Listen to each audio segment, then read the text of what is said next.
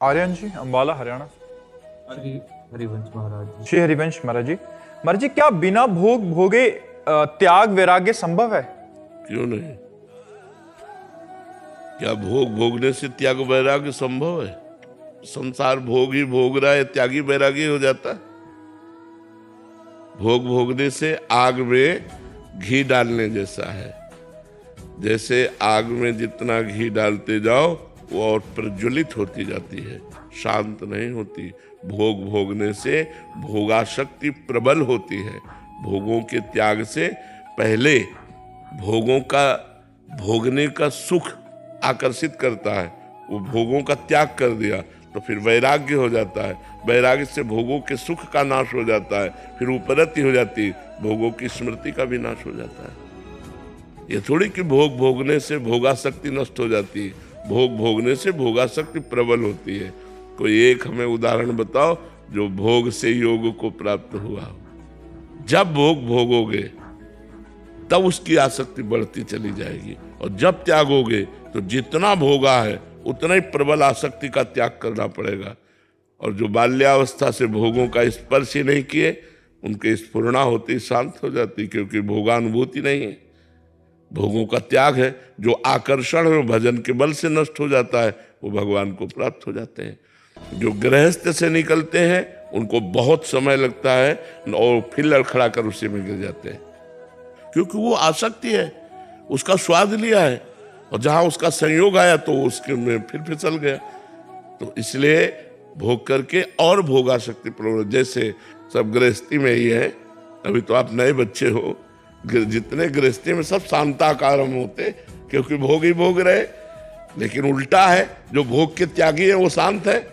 त्यागात् शांतिरनंतरम, भगवान ने कहा त्याग से, भोगों के त्याग से शांति प्राप्त होती है, भोग भोगने से थोड़ी होती है। पर भोग का त्याग करना कोई खिलवाड़ नहीं है। भोग का आकर्षण जब होता है, उसको ना भोगो तो हृदय जलता है, मन जलाता है, और उस जलन को जो सह गया वही महात्मा। यम ही न व्यथ्यते पुरुषम पुरुषर्षभ सम दुखा सुखाधीरम स्वमृतत्वाय कल्पते।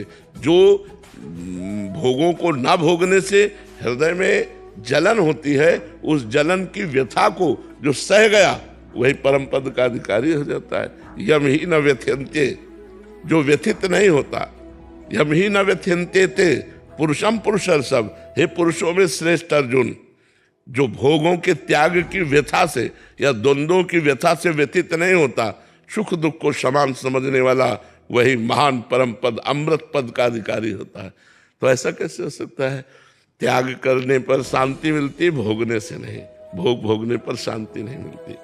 महाराज ययाति ने अपने तो आयु भोगी ही, लेकिन तृप्ति नहीं हुई, तो अपने 4 पुत्रों में से एक पुत्र की आयु ली और 1000 वर्ष तक अपने पुत्र की जवानी भोगी, लेकिन फिर भी वही तृप्ति।